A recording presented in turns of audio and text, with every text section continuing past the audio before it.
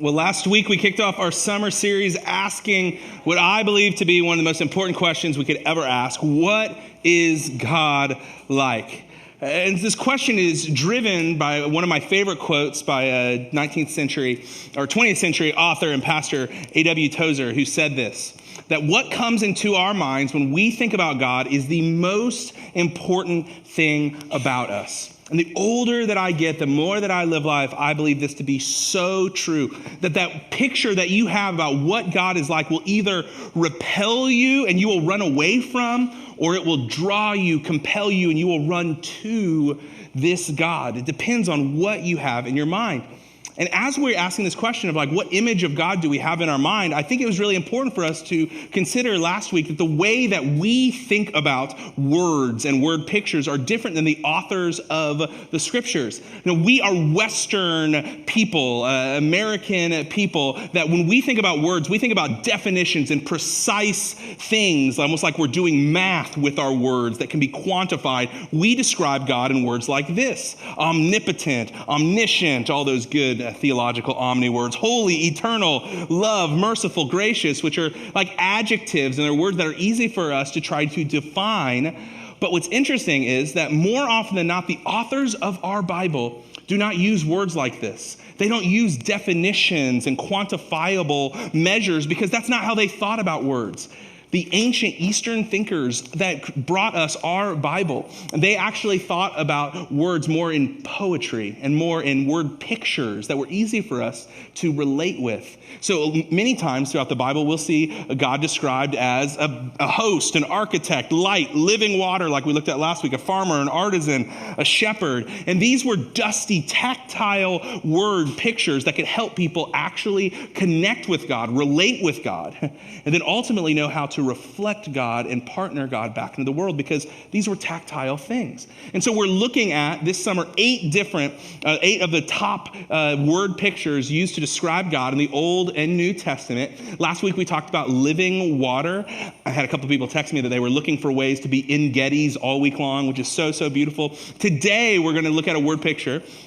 It's right here. Divine warrior.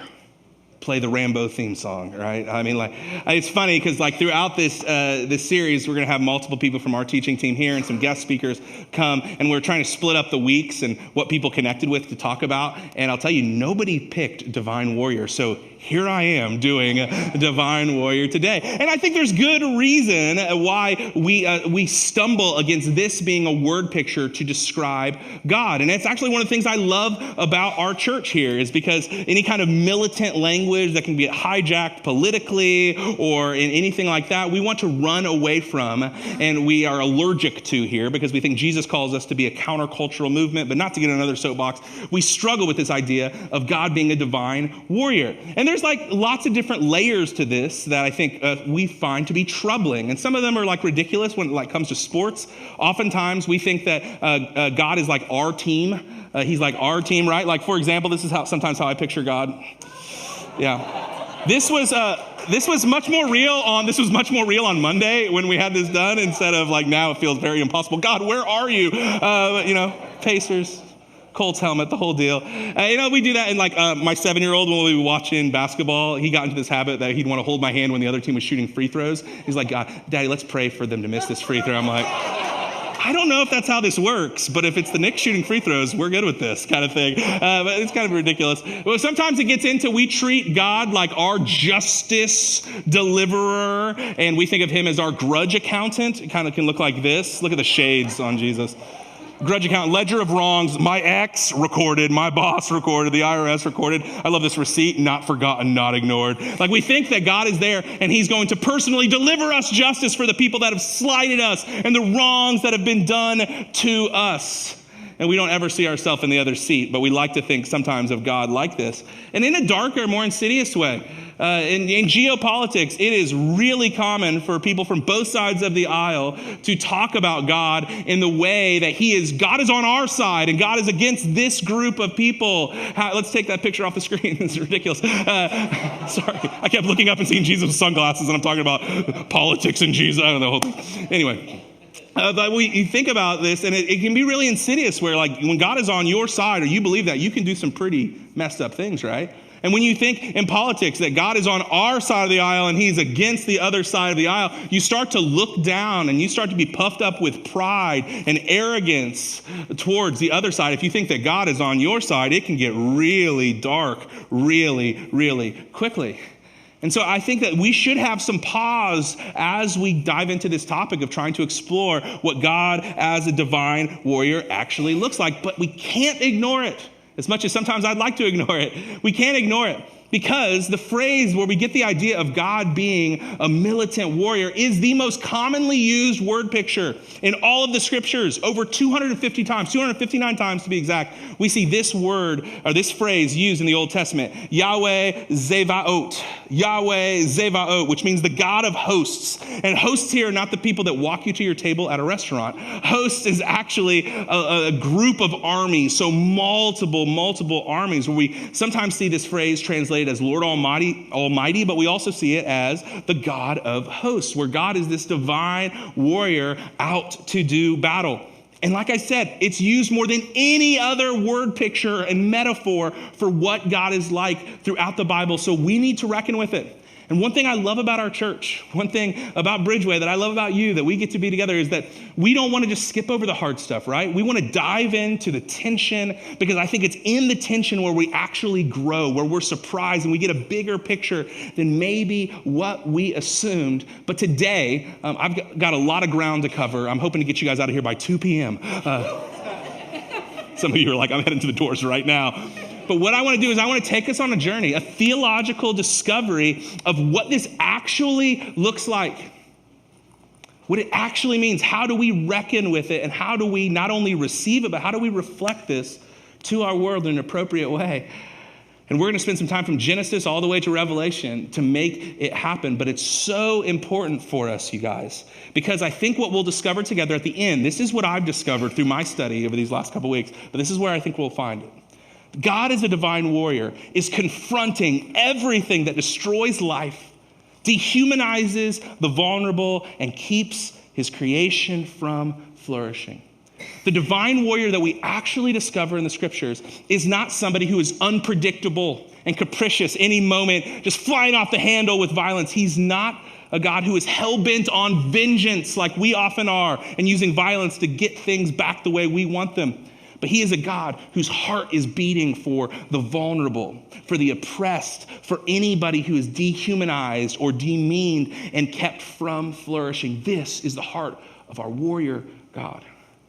And so let's dive in and let's discover this together. We don't have to go too far. Genesis chapter 1, not verse 1, but verse 2. We see this first image that God is actually going to conquer, and he's going to fight against the chaos. Now we see this. Now the earth was formless and empty. In Hebrew, this is the phrase, tohu vavohu.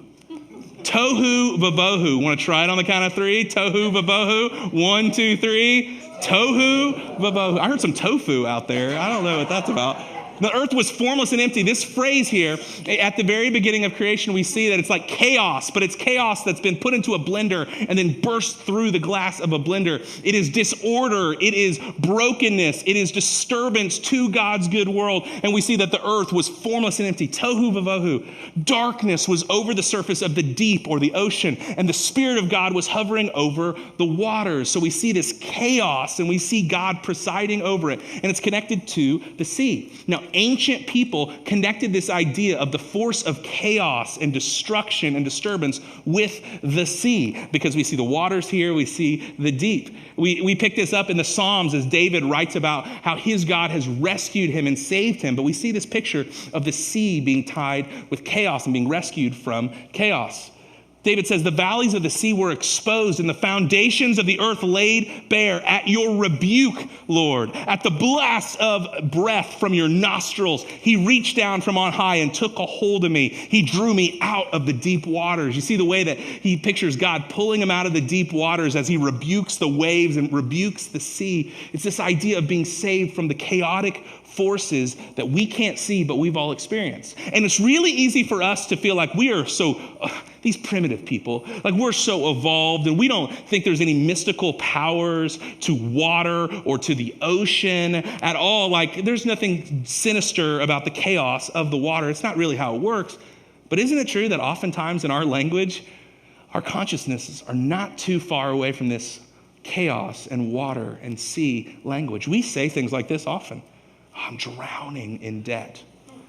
Grief, it just comes in waves out of nowhere. It hits me in waves. I feel like I'm just treading water. I'm not going anywhere. I'm just trying to keep my head above water. Or, I'm just going to batten down the hatches. I'm going to ride the storm out, right? And even though we don't think that the sea has this mystical power of chaos, but we're still hit by this, and our language is still close to it.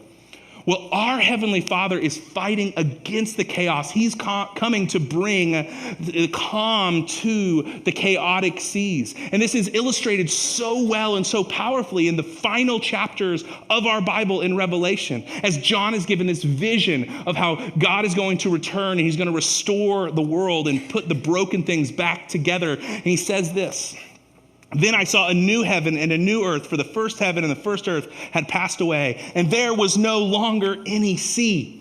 Now, this is not a warning that in heaven we're never going to get to go to the beach. That's not what this is about. But I think what John is saying is that the chaos of our world will be conquered and there'll be no more sea when Jesus returns, and the holy city, the New Jerusalem, will come down out from heaven to God in the new heavens and the new earth.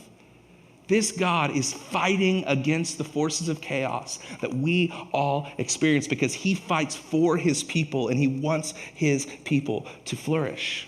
Not only does God fight against the forces of chaos, we see pretty quickly in the story of the scriptures that God fights against his people's oppressors.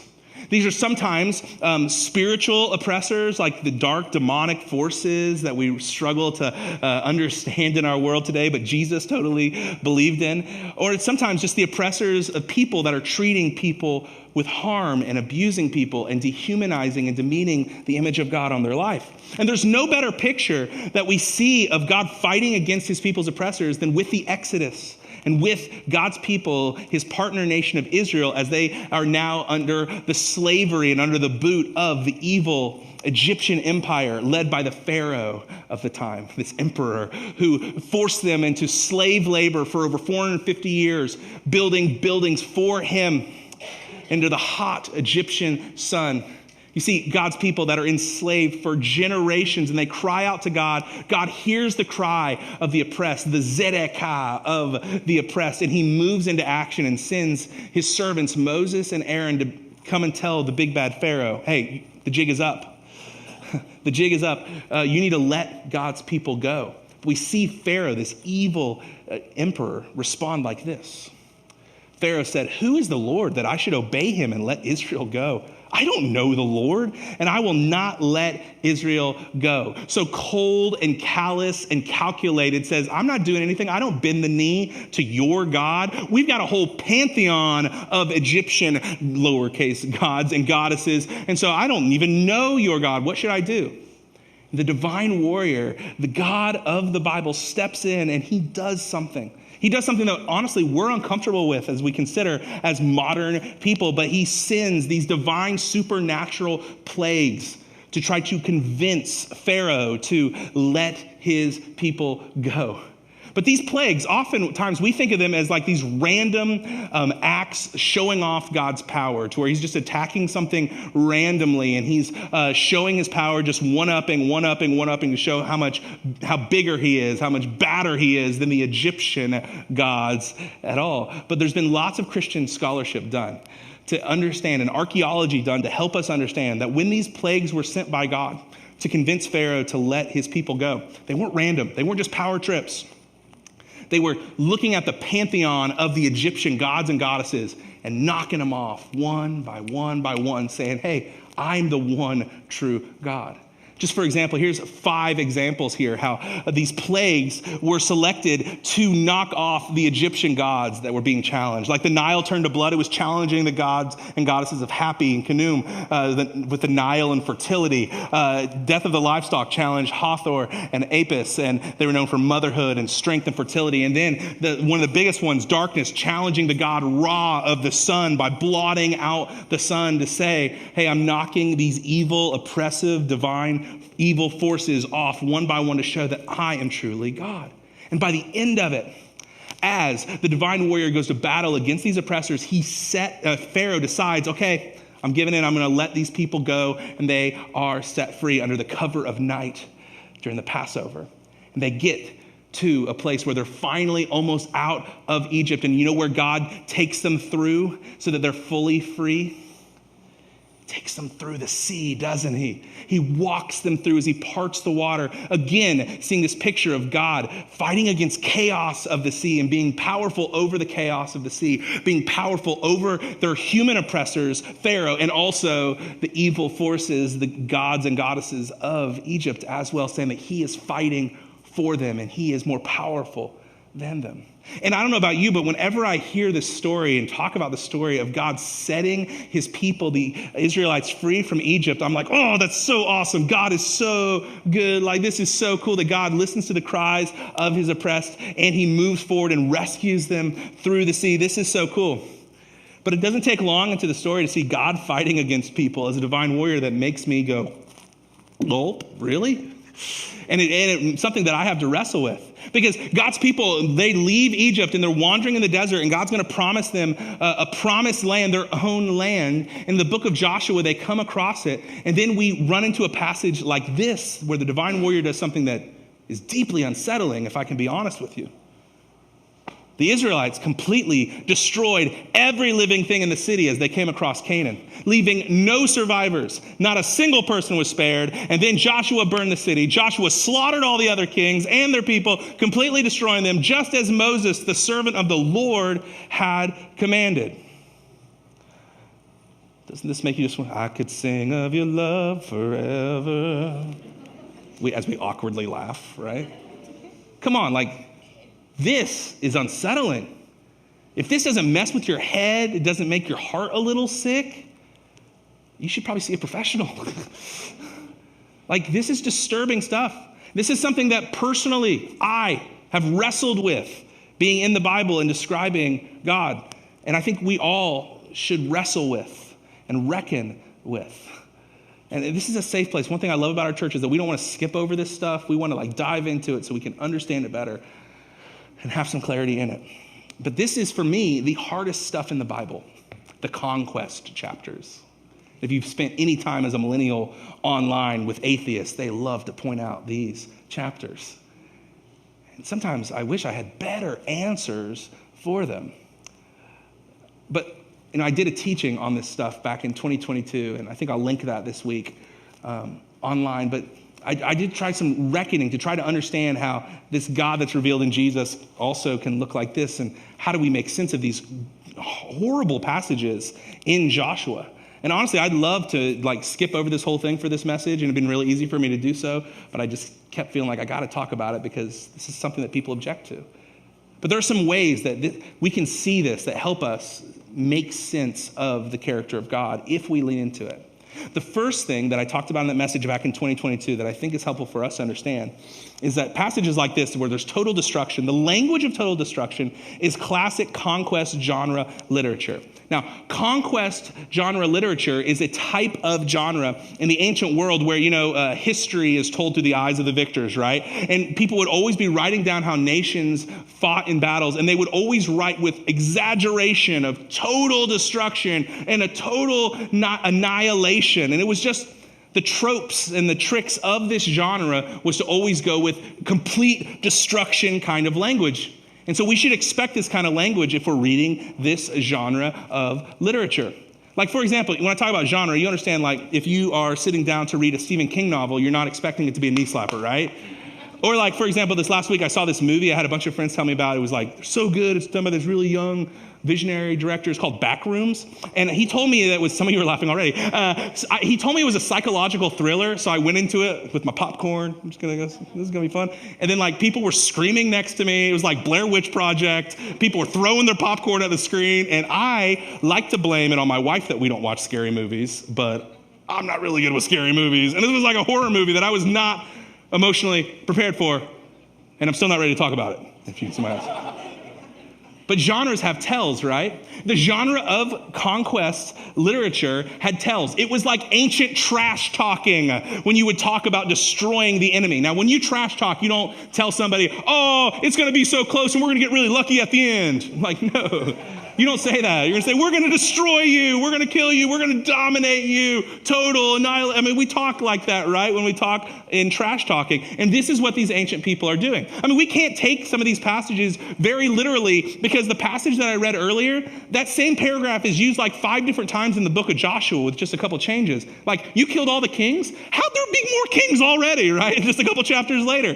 What they're communicating is the total destruction language is a genre of ancient trash talking that was done in the world. So we don't have to look at it completely literally in that way. We can read it literally instead of literally. And beyond that, there's this really interesting reality when we look at the culture that Joshua was talking to. And I think we see this, that God used Israel, his partner nation, as a tool against evil and a uniquely evil culture in Canaan. There's this really interesting passage in Joshua where right outside of Jericho, we see this. Now, when Joshua was near Jericho, he looked up and saw a man standing in front of him with a drawn sword in his hand. Joshua went up to him and asked, "Are you for us or for our enemies?" And the strange angelic figure said, "Neither," he replied, "but as commander of the army of the Lord, I have now come." Now we see here, this angelic divine figure standing there with the sword says, "I'm not on your side and I'm not on their side, but I have come." I think this is really important for us to understand as we consider even current geopolitics, that God is not on one side versus another. And just because somebody is a partner nation of God doesn't mean that everything they do is right. If you believe that, you're ignoring the last half of the Old Testament because it's all coming at Israel for the way that they are treating people and doing things. We'll get into that later. But what we see here is that there was a uniquely evil culture and God was not going to stand and let it go any longer.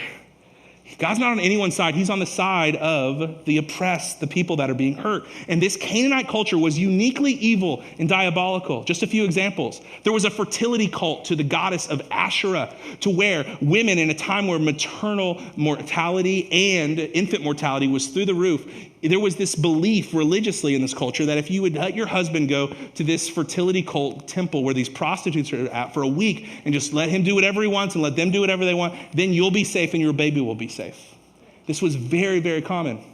And the men were big fans of this. But how abusive, how disrespectful to women, right? How evil towards women. Not only that, but there were gods by the name of Molech and what was the other guy's name? Spacing it for a second. Baal. And there was this statue of Molech and Baal that was a furnace. And it was commanded that the people of the Canaanite culture would sacrifice their newborn babies into this furnace that was a statue of Baal to have them be burned alive in child sacrifice. Pure evil, you guys. Archaeologists have found graveyards of tens of thousands of infant skeletons in a place like this, a graveyard. And the divine warrior steps in. And God was patient. 500 years this went on, but he was slow to anger and abounding in love. But then God finally moved in and he was going to clean house and bring justice. And some of us, we see the injustice that these people went through and we see injustices that are happening in our world today. And we wonder, God, why don't you do something? And I think in these passages that are disturbing for us to read, we see God doing something and stepping in to the vulnerable to protect people. And honestly, I'm frankly uncomfortable with both realities, him waiting so long and for the way that he steps in. But I guess I'm just glad I'm not God. And I'm glad that I have a God that cares about injustice and sticking up for the vulnerable. But the divine warrior steps in to a uniquely evil culture. But here's another thing to understand, that the divine warrior steps in and he doesn't pick sides and he doesn't show favoritism. He doesn't just fight for things to be right for his chosen people, Israel. He sometimes fights against his own people. It wasn't too long that God's people, who were oppressed people for generations, they started to become oppressors. They forgot where they came from. They forgot God's rescue, and they started treating people terribly. And in the book of Ezekiel, we see God speaking to his people saying, hey, okay, the divine warrior is coming after you as well. And we're told this.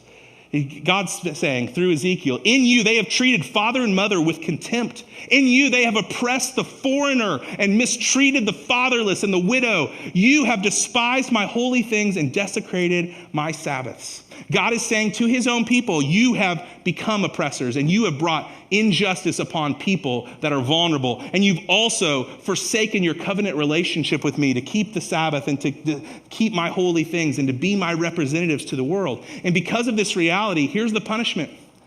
The divine warrior says, I will disperse you among the nations. You will be exiled, and I will scatter you through the countries, and I will put an end to your uncleanness.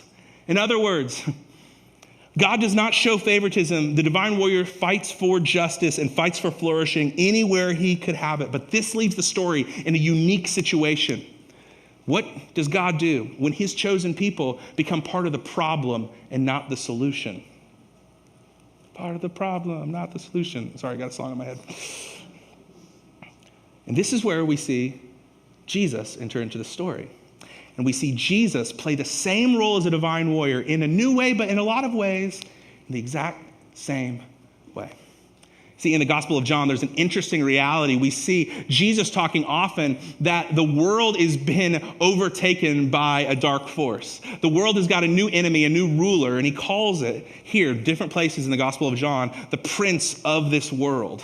And Jesus talks about the prince of this world, not the prince of darkness, Ozzy Osbourne, that's another message for another time, but the prince of this world who is the Satan, the accuser, the dark force behind all of the chaos in this world. And this is the realm that Jesus steps into. In Mark chapter 1, as Jesus steps into the story, it's very much battle language against the prince of this world. Jesus steps into the story in Mark chapter 1. It says, Jesus went into the Galilee proclaiming the good news of God.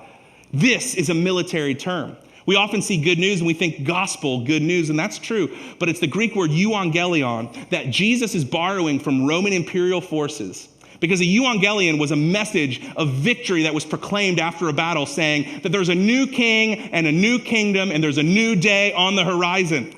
Jesus borrows this language and says, here, I'm here proclaiming the good news, the euangelion of God. The time has come. The kingdom of God has come near. It's not some other place, some other time in the future, but the kingdom of God has crashed into this reality. Repent and believe the good news that there's a new king and a new kingdom, and it's me. And I'm going to take back the territory that the prince of this world has stolen from the Creator God. And this is Mark 1. End of Mark 1, we see Jesus his first action is start to heal people that are possessed by these dark forces. We see Jesus start to heal people that are sick from the chaos of our human existence and him teaching about how the kingdom of God is moving throughout the world. And then we get to Mark chapter 4, just a few paragraphs later, and we see that Jesus and his disciples are in a boat crossing the Sea of Galilee, and all of a sudden there's a huge squall that comes out of nowhere, a storm that even scares these fishermen who'd been in boats since they were young kids. We pick up in Mark chapter 4, we see this. Jesus was in the stern, sleeping on a cushion. The disciples woke him and said to him, "Teacher, don't you care if we drown?" Mark says he got up. I just imagine that Jesus slowly got up just to annoy these guys.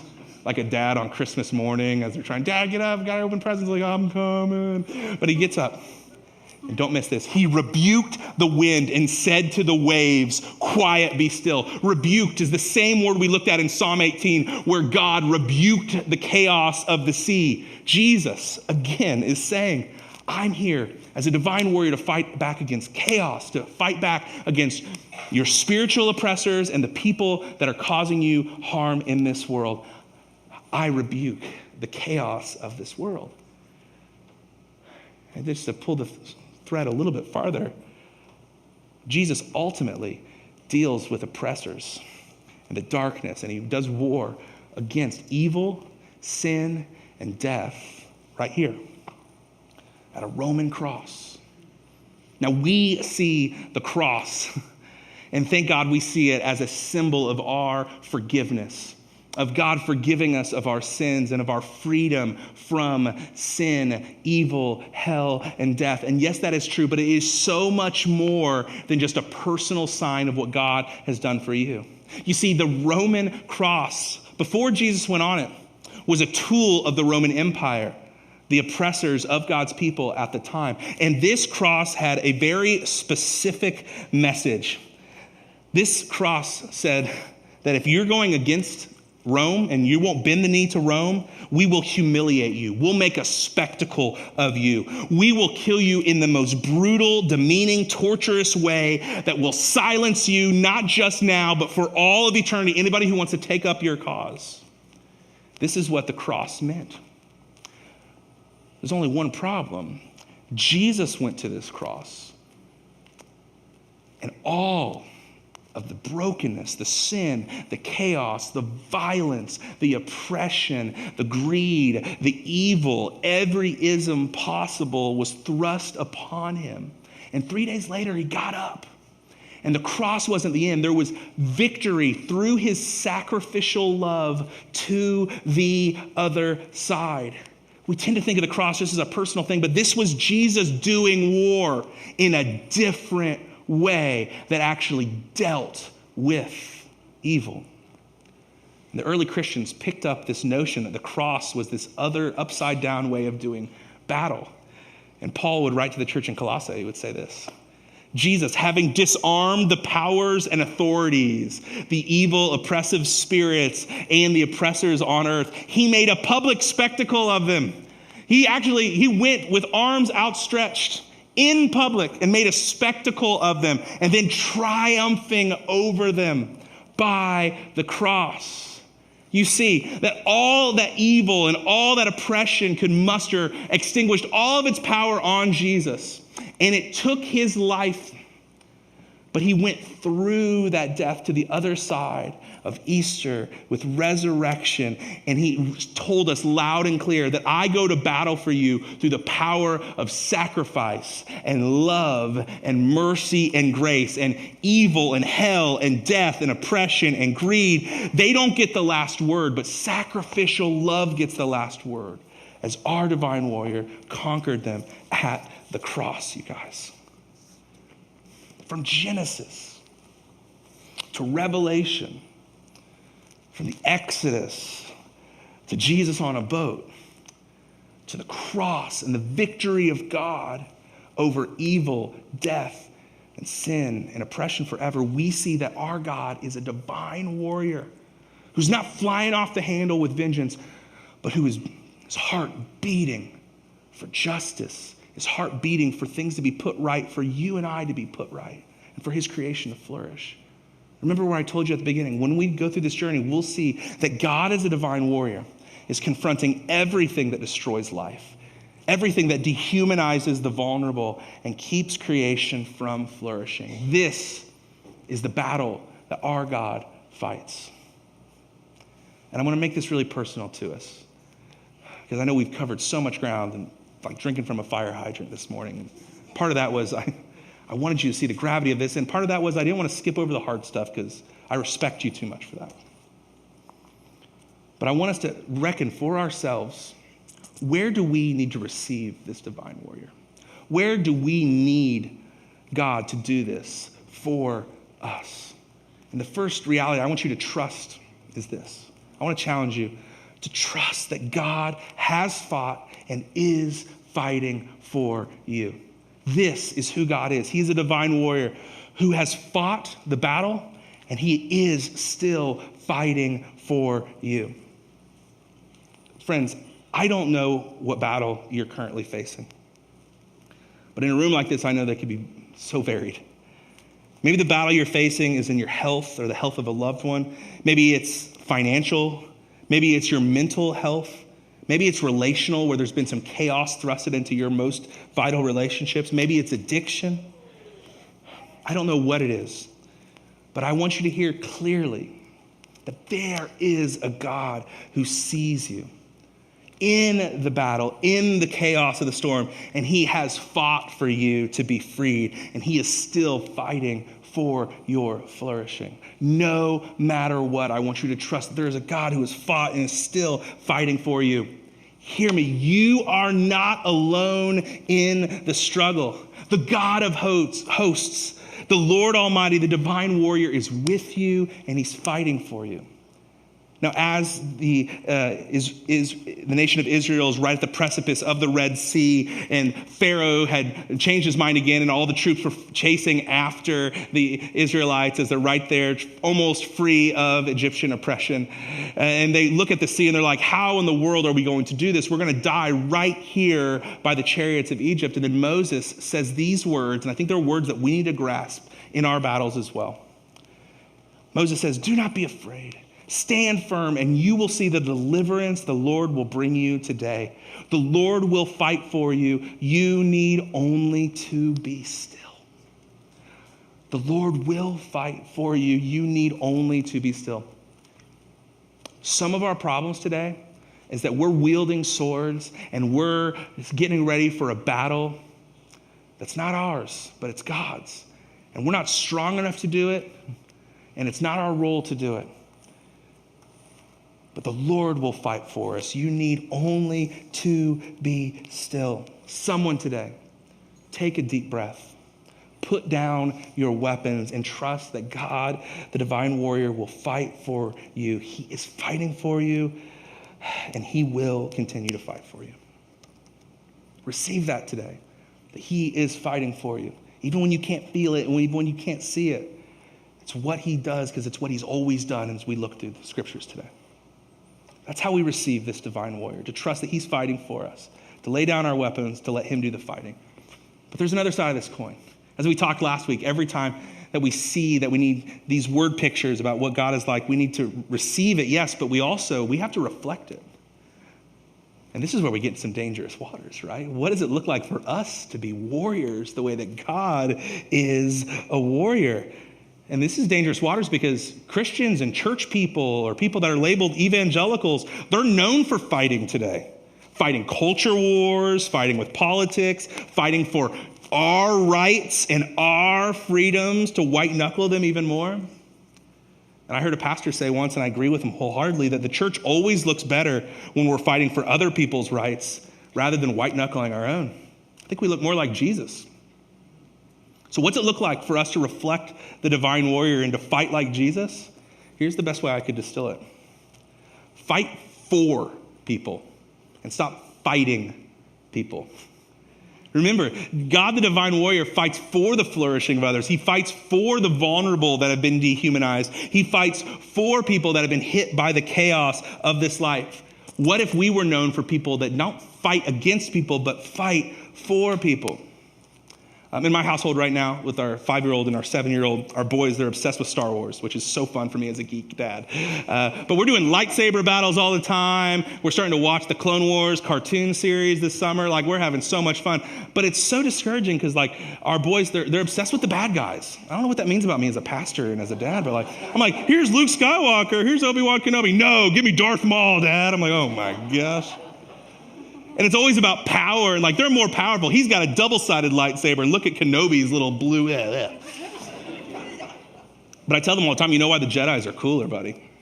Because they use their power to protect people. They only pull out the lightsaber if they can preserve life, not just to take it. In a way, I'm trying to teach my young boys what it really means to be a healthy masculine person. To not be toxic and not think about power over and just being brute, but to use power and strength that you have for the protection and preservation of others. You didn't expect to hear the Jedi this morning, did you? But what if Jesus followers, we fought the way that our God fights, and the reason that we fight us for them, not us or them. We fight for others by chasing out the chaos, standing to defend others, to protect those who possibly can't protect themselves. We fight using different types of weapons that we see in our world. Instead of using insults and power and money, we use sacrificial love. We use generosity, service, our voice, our platforms, our networks, our assets. This is how we fight. This is how we fight for people. And I'm reminded of what Henry Nouwen said, and these are good words for us to hold on to in this cultural moment. For Jesus, there are no countries to be conquered, no ideologies to be imposed, no people to be dominated. There are only children, women, and men to be loved. Let this frame the battlefield. And let's start fighting for people instead of just fighting for me, myself, and I, and my comfort. This is what it looks like to reflect the heart of God. So here's a question for you to wrestle with. Who's one person that you can fight for this week? And here's the easy thing. I got to dispel the easy 101 thing. You're going to say, my kids, my spouse, my partner. Yes, you should. But Jesus calls us deeper than that. He calls us to the others. He calls us outside of our tribe.